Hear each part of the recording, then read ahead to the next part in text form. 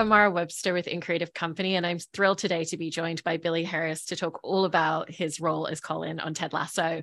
And I wanted to kind of start by going back a little bit in terms of when the character started becoming much more fleshed out for you, which it sounds like was really the turning point was season 2, when he first started going to see Dr. Sharon, and he was kind of like one of the first, if not the first player to kind of voluntarily go into her office. And, you know, at the time we didn't know what he was speaking to her about, but we knew that he was getting real results and that it was really monumental for him. And you've spoken a little bit about how you immediately had questions yourself about, well, what are these conversations behind this closed door?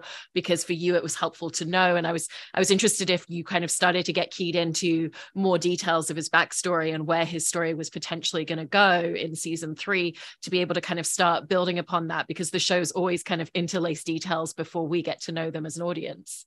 Yeah, exactly. You know, that's one thing as an actor, and that's, well, I mean, I wanted nothing but for Colin's character to grow in the world of Ted Lasso. So whatever way we were going to go down there, you know, that was it. But of course, I saw that he was going into therapy. So I thought, if someone's going into therapy, they're talking about something, and we're not. I don't know. Who knows? Jason knows. So yeah, I just I went and had that conversation, and then they said it was something that we were going to tackle in series 3. And so I just kind of had I think that it was one of excitement. It was one of wow, and almost like, although I'd been just really enjoying the character and mainly focusing on him as a footballer, it was like something like, wow, okay, I didn't know that. I didn't know that Colin has been going through this. And that was a real big turning point for me. That, you know, it was heartbreaking, because from season 1 to season 3, episode 3, the audience has not really seen the real him. So that was something that, I just organically prepared for, and was just really excited, nervous, and happy to be doing that.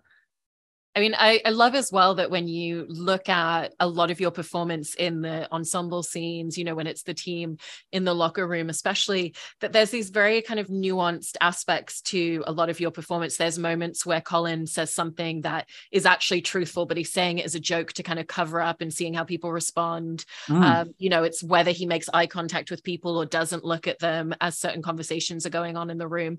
And so what were some of the challenges that came with finding those really minute ways to play where the audience kind of, when you go back, you can kind of like see where Colin's at and kind of like get that sense of his internal side, even though he's not actually telling anybody out loud yet? It was a lot of eye acting. You know, it was a lot of like, if the camera was on me, I thought, you know, because he is in a world where he is silent, you know, and he does not know what to say. And I think that is, you can tell from his, sometimes as well, I always thought that he was a bit of the butt of the joke sometimes, or things kept happening to him. And I think that was because he wasn't in his right self. He wasn't the real him, and his performance on the field wasn't great. And that was because he wasn't 100%. He wasn't 100% truthful to himself. So of course, when sometimes the camera's on you, if there's like a TED speech or if there's something that someone's saying. So all I had to do was, if there was anything that would lend, I don't know, to maybe some kind of toxic masculinity, or someone said something and the real Colin would take maybe offense to that or whatever, but he just can't say that. He can't say his truth. So that was it, really. It was just, doing it with my eyes, you know, but a lot of people do that. A lot of people go through life and they get really annoyed about something that someone said, and then they don't pull them up on it. And we all do it in the workplace or something like that. And then it then affects your whole day. And I think that was what you saw in season 2, especially, is that was Colin's life. Yeah. I've heard you say as well that you found that there was a lot of breath work, and you would think very specifically about how he was kind of holding his breath and breathing a lot as a character. And so I just wanted to ask a little bit about finding those moments as well. I don't know whether I learned this at drama school or something like that. I remember that breath was like a little session we played with, and then I figured out in my own world that, you know, if you're having like an anxiety attack or something like that, your breath is really high, and or if you're panicking, you're breathing really fast, and that maybe, you know, or if someone walks into a room and they go, you immediately know that there's something wrong. You know, you're like, what? And they don't even have to say anything. So I just thought, if he's living in silence, maybe that there is something in his breath that the audience can hear or see. So yeah, that was another thing I did. And like if he's annoyed or just like sniffing just slightly or just like really uptight, I felt that there was sometimes in Colin's life where he would be uptight. Yeah. And, you're bringing up drama school there, and you've talked a little bit about how, you always have just really, really meticulously worked with the script, and the night before we'll always really go through it. And working on a show like this, where there's so many characters and so many storylines, and, there's scenes that Colin isn't in as well. I was interested in how that like meticulous study of the script, and really even looking at the journeys of all of the other characters and scenes that you're not even in, actually helps you in terms of developing Colin and finding a lot of things for your performance at the same time. Yeah, because exactly. I think that it's some actors don't like to read scenes that they aren't in because it doesn't exist for them, and I get that. But I then the scene where Roy Kent says, "Oh, Colin's a chameleon. He'll adapt to anything." That's a clue. That's a clue for me to say that he is that is basically a fact. He is a chameleon, and then that just it gives me another layer and basically helps me justify what I'm doing with the character of Colin. So yeah, I prefer to read all of the script to see what's in. There was a little scene where Higgins and Ted talk about my birthday, and I don't know why, but I saw that, and then I found out what my birthday was. I found out what Colin's birthday was. So yeah, there's there. I think that it's always there to inform you, and and then you can just, I think with a show like this where there's such a big ensemble, you need everything you can get, and I was just so passionate and so driven for Colin Hughes that my whole year was just invested in making sure I knew everything about him. And one of the things that became a central part of him was his repeated mantra of "I am a strong and capable man," which was part of his work with Dr. Sharon. And it feels like that's not even just to do with his sexuality, that's also to do with other aspects of his self-esteem in his life. And, even when he was benched at one point, he understood that, okay, there's another player coming in who plays the same position as me, and it's for the good of the team right now. But also it felt like that kind of hit his self-esteem and his feeling of worthiness and, what am I contributing? Am I not inspiring people enough? And so how did you find that also kind of parlayed into other aspects of him as a character? Yeah, I think that was a turning point. I think that it was almost like, I don't know, a bit of a blessing in disguise for Colin, because he wasn't playing. Fair enough, Zava was much better than him. But I do believe that whilst being benched, he was probably so focused on football that he wasn't tackling and talking about and thinking about his own personal life. And I think having that time to actually not be on the football field allowed him to have those moments and to sort of really look at himself and be like, I'm not living my real self. So I think that's why I say, yeah, it's a bit of a blessing in disguise, because then you got to see the outside world of Colin not in AFC Richmond, which was obviously started in episode 3 and then 6 and 9. Yeah. And we've also gotten to see different sides of his personality along the way. And, his friendship and relationship with Jamie Tart has kind of taken a lot of different directions over the season as well. And, he was one of the people that it felt like he really didn't love the idea of Jamie coming back to the team and was very acerbic towards him. And it was kind of like, now's my moment for retaliation because I feel like I've got the power in this situation against you. And so did you find that kind of gave you different spaces and different sides to be able to play into? Yeah, I think that looking back on that, I think that because me and Collar, Isaac, we were like Jamie Tart's like little kind of minions. And I think that bringing him back at that point would have just meant that Colin would have gone backwards probably into that role again. But I think that with the growth of Jamie Tart and then the growth of Colin Hughes, that maybe I didn't know that Jamie Tart was also trying to grow and be a better person. So what you're seeing now is you're seeing, as you said, like two guys that are in a locker room, and they're not being toxic, they're not being bullies, they can exist together and just be like happy. And I believe that Colin Hughes has always looked up to Jamie as a footballer, and then that's where the friendship is now. It's one of just respect for each other. Mm-hmm. And you were talking before about how obviously his personal life was affecting his play on the field. And so when you were filming scenes after he'd come out at the end of the season, how did that change the way that you wanted to, as a performer, play on the field in those scenes with him as a character? I think one with freedom. I think that was one with a bit more flow. And yeah, I mean, of course, football is hard. Even if you're feeling good and feeling at the top of your game, you still may not do the best performances. But yeah, I think what we got to see after that was someone playing with confidence, someone that knew his teammates were supportive of him, and probably just felt like he was in the right place. And I think that going forward, he feels that, you know, if there's another season, I don't think Colin Hughes wants to leave AFC Richmond anytime soon, because he's with a great bunch of guys that, you know, accepts him for who he is. Yeah. I also love the match where at halftime they get to see the video of Nate destroying the Believe scene, and that just completely riles them up, but to such a chaotic level of energy. And so I wanted to ask about getting to film those moments with the entire team, because, you know, there's different moments where different players have different levels of aggression or emotion, but that was really just the whole team just came out there in one kind of mass. Yeah, it's so interesting. I feel like in those moments, I put Colin in there, but then I also put myself in there as well. And I'm just like, oh my God, I'm just going to go for it, because some of those scenes, especially that one, they will just keep rolling and rolling and rolling and rolling. And you are just screaming at the camera.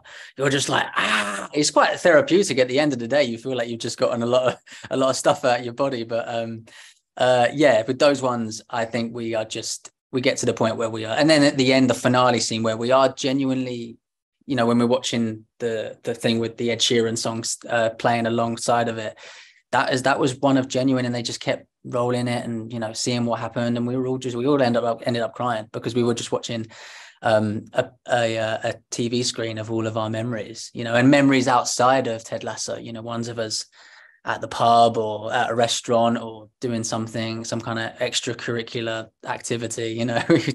It was really nice. And I imagine for the scene where they're in the starting lineup, where they're all in tears as well, that was probably something where it was just like channeling the emotions of the day for all of you. Yeah, that was like one of the last days, I think. And there was a lot of like knowing that this was going to be the last time you do this. This is going to be the last time you do that. This is going to be the last time you do that. So they were good at telling us that. You know, they were, you know, the directors are smart. So yeah, and then you feel that, and you're like, oh my God, this is like going to be the last time I'm playing football with this guy, or I'm going to be on the field doing this. And yeah, it was emotional. It was an emotional couple of months towards the end. And when it came to filming the beginning of season 3, and the first time that we get to kind of see Colin outside of the world of football and outside of his teammates with Michael, you know, and it's the two of them before he goes off to work for the day and drives his sports car terribly as always.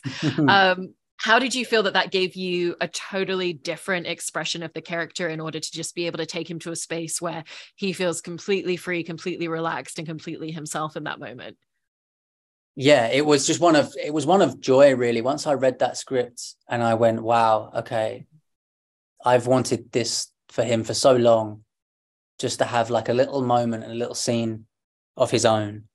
And it was that he woke up and he was in Michael's house. So yeah, that was just really, really great to see him do that. And then how I played that was just one of just complete freedom and just being comfortable. And, you know, you got that in the scene. And then, you know, he closes the door, puts his glasses on, hides in his car, says he's a strong, capable man. He has to do all these things, all of this stuff, probably every single day, which is really, really sad. But yeah, in those moments where he is just living his own life, I cherish those so much. Yeah.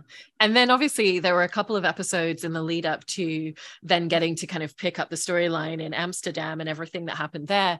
But for you as an actor, you always didn't get the scripts in advance. And I know that you kind of didn't know after that first kind of moment with Michael and Trent, having seen the two of them outside the restaurant, where that storyline was going to lead. And so did it kind of give you essences to be able to play into the character with just kind of living in that uncertainty yourself of, I don't know what's going to happen, and I don't know how this other character is going to treat or respond to my character now that he knows? Definitely. You know, what it does is it gives you it just almost like an obsession about your character, because after episode 3, I saw Trent I read that Trent sees Colin, and then I'm like, I had to think of like 4 or 5 different outcomes of how that may carry throughout the season. So I'm just constantly in my downtime just thinking, oh, maybe Trent does this, maybe Trent does that, maybe Colin does that, blah, blah, blah. So then you have to, in a way, I just wanted to just be prepared for whatever came Colin's way. But it went the right way. I think that was the one I wanted. That was the storyline I wanted, where Trent is in solidarity and he is with Colin, and he's not trying to splash it all over the newspapers and for this storyline to be scandalous, because I think in our world that storyline should not be scandalous. It should just be someone speaking their truth, and this is who they are. So yeah, it went the way that I wanted it to, and I think every single bit has gone the way. I think, of course, there was the bump in the road with Isaac and the uncertainty of that, and that didn't make me feel great. And also, yeah, that went on for like, I think in terms of like Ted Lasso time, that was about 3 weeks where Colin and Isaac weren't actually talking. You just see the weekly episodes, but that was a long time. So yeah, that was tough for me to, and I did. And again, you get that episode where you see Isaac and he sees the picture. But I didn't know where that was going to go either. So, I thought, oh God, I hope my best friend isn't going to just completely abandon me. But yeah, it didn't happen. I love the coming back together of Isaac and Colin, where it's just them sitting and playing video games. And at first they don't even have to have a specific conversation, but through the fact that they're just sharing this activity, there's little things that come out. And so did you feel like that gave the two of you just a lot of space to really capture the intimacy of that friendship that's clearly built up so much over time for them? Yeah, I think it's easy with Collar. I'm good friends with him in real life. And yeah, I think that the main thing was just to get back for Isaac and Colin, just that normality. And once they realized that there was a bit of crossed wires and they didn't know how each other was feeling, it was then, that let's just get back to being friends and let's go and play some video games. That was it. And then, yeah, if he wants to ask me those questions, he can, it was really cute. It's a really cute moment. And when he tells Isaac that he loves him, and, Isaac's response is, oh, I'm not going to say that, but I do, so in essence, he is saying it to him. What did that mean to Colin for you to have that moment of just his best friend after everything that he's gone through with the uncertainty of not being sure if that relationship still exists, to just be sitting there and having his best friend essentially say, I love you? Yeah, I think that he probably knew that he was never going to get maybe an I love you out of Isaac anyway, because I think maybe Isaac needs some therapy so he can say I love you to a guy. I don't know. But he knew that, but that was enough just for him to hear from Isaac that, yeah, I do. And then that was it really. And then that was the icing, the cherry on top of the cake really for the storyline of Colin this season. Yeah, no, I love that moment between the two of them. And going back to Trent a little bit more as well, there's such a lovely mentorship and friendship that then exists between the two of them. And even just, Colin kind of stealing himself away to kind of seek his advice at one point without anybody else around knowing. And so for you, what were the main elements of that sense of mentorship and just having a confidant in that space that also knows all the same people that he does? Because it's different to going home and talking to Michael about these people that Michael doesn't know as well. Oh, it's huge. I think that, obviously you see in Ted Lasso that some kind of matchups that you would never expect, and I think, with like Jeremy and Charlie Hiscock in episode 6, when they go into the jazz bar, and you get the beauty in people that you don't think are going to be friends or allies or confidants. They are in Ted Lasso. And I think I think that with Dr. Sharon not being in there as much, that Colin definitely needed someone, or it would have just it aided him through it.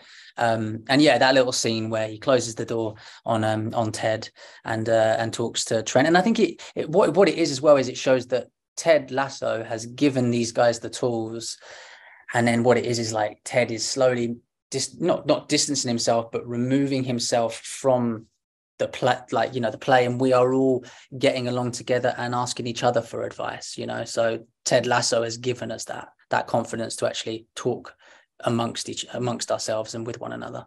Yeah. And Colin talks about his relationships and the fact that he's had relationships in the past where people have been okay with the secrecy, and then they've reached a point where they don't, it kind of inhibits the intimacy reaching a certain level. And so did you talk with Jason or any of the rest of the team about where you all felt like the relationship with Michael was at, because even when Michael comes to the restaurant and it's introduced as one of his friends, it gives that dynamic of, this isn't the first time that he's shown up and been Colin's friend to people on the outside world. So they've clearly been together for a little bit. Yeah, I think that with other relationships in the past for Colin, that has definitely been the case. But I think the most important thing was the therapy for Colin. And I think that with that, he was slowly seeing that with Michael, he could merge the two together. He didn't know how. I guess he just hoped that it wouldn't be another case of, Michael's going to get bored of this, or Michael's going to get sick of it. But Colin needed a lot of time throughout the whole season. And then you see at the end, Michael is still there, and that will be, I hope, a really, really meaningful relationship for Colin going forward. Mm-hmm. And I love the beautiful speech and kind of moment where he talks about the conversations that he'd had with Dr. Sharon in terms of the two sides of his life, and just not even wanting anything grand, but just wanting to have those two sides of his life exist. And so what were the emotional beats of going into film a scene like that, where it's really just expressing so much that he's been holding on to and feeling for so long? Yeah, it was hard because myself was crying out for him. Mm-hmm. But you don't want to put that on top of it, because this is this boy's reality, and he feels that there is no way, there is no change. But obviously you as the audience are like going, oh my God, I feel so sorry for this guy. And when I read it, of course I was really upset, but then he wouldn't necessarily, he would be upset and almost confused. But it was one of just like, this is impossible for me, and that was just something I had to play where, and that's what's so heartbreaking about that is because then you watch it as an audience member, and you're like, oh my God, I can't believe this boy does not see that he is enough, and he can, and you want to talk to him, you want to give him a hug. Everyone I see on Twitter and stuff is like, I just want to give this boy a hug. And I did as well, and I think that was it really. I think I just wanted to play it of almost like confusion in his mind, but it's impossible. What's the point in even talking about it? Because nothing's going to change. I'm just telling you, you're Trent Krim, you're going to be my ally, but not everyone else will. So then it's heartbreaking. It really is. And then when it comes to him coming out in front of the rest of the team in the locker room, even just, I'm thinking back to what you were talking about in terms of just holding a lot inside, doing a lot of work in terms of eyes and breathing, because there's that real deciding moment of, is this the moment where I'm going to get up and tell everybody? Because it's not a planned moment for him. It's because of the circumstances that it feels like the right moment in the moment. And so what were a lot of the internal beats that were at play and kind of going into that decision-making right before he steps up and speaks in front of the whole team? Well, yeah, so we had the camera like kind of coming almost really slowly towards me, whilst everyone else was kind of talking about Isaac and saying this and saying that, oh, if you think he's gay, if he's gay, that's not a problem. Oh, real well, there'll be even more gay people in this room. And I think that it all just got too much for him in that moment, and he just, that was it. That was the moment, because he's probably had many times where those conversations were about the in and around the locker room, and I feel like it was the right time for him to talk about it, because there was a lot going on. There was a lot going on for him, and and I think it was interesting that the audience don't see it. That it's actually between him and the team. It kind of cuts into where Roy and Isaac are. So it's him and his discussion with the team. Yeah. And it was one of my favorite moments at the end of episode 12, where we see him running onto the field. The fans are starting to run on the field. And just that thing of he's instantly looking for Michael in that moment. And even just the embrace that they have, it felt important that Colin was the one to kind of like lean forward first and initiate it. Was that a conscious decision on your part of like, this is again, you know, because it's another choice that he's making. He hasn't necessarily been in this space before where he's wanted to be public, but now is the moment where he feels confident and comfortable enough for that. Yeah, I think it kind of just goes back to everything being on Colin's choice of when to do something. I think that was what was always so important for me. And yeah, I think that was something that maybe that day or the night before that him and Michael spoke about, you know, that if we win, I'll try and find you, get on the pitch, because, you know, when we'll win, the fans get to go on the pitch. And yeah, that was it. He was looking for him. And I think out of just pure elation, and then having Michael there on the field was that moment where he was like, yeah, this is the right time for me. I'm going to do it. And then he did it, you know, which is going to be interesting, because if there is a season 4 or whatever, then that's something that will need to be spoken about, because, you know, people would have seen it. The cameras, the journalists, the public, you know, would have most probably seen that. Which, yeah, that would be, that's the main thing I'm thinking of, really. Once I saw the episode, I was like, wow, that was in front of everyone. You know, like, if there is a season 4, we're going to have to tackle that. And for you, and working on the show, you've spoken previously about how when you first came into the show and you looked around at some of the people that you were working with and some of the experience that they came to the table with, that you almost had a little bit of a sense of imposter syndrome in looking around the room. And, you know, this was your first series regular in a TV show as well. And so when you look back at who you were when you stepped onto set on day 1 at the beginning of the first season, and you look at who you are as a performer and as a creative person at this point, how do you feel like you've really grown and evolved over the 3 seasons personally? Oh, it's been, I mean, I had 3 years at drama school and I had 3 years at Ted Lasso, and it feels like an education the exact same way. I think it was something like Bryan Cranston said, like, you need like 1,000 hours to even get to grips of being on a TV set and being on a film set and having that experience. And even I feel like I've really done it in like such a amazing way, because I feel like I learned the ropes in series 1. I learned off people, I copied off of people, and then season 2 I then started to get a little bit more responsibility in terms of the camera being on me, and then series 3 was like, cool, you've learned that, go and do it yourself.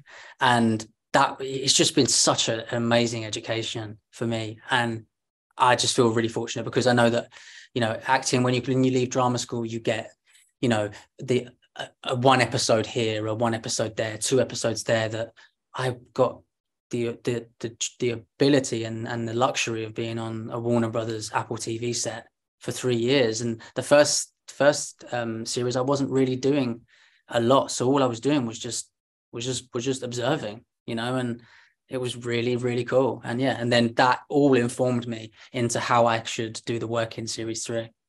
I love that. And you've brought so many fantastic things into this character, and, you know, especially with the storyline over this last season. So thank you so much, Billy. I really appreciate it. Thank you. Nice to talk to you.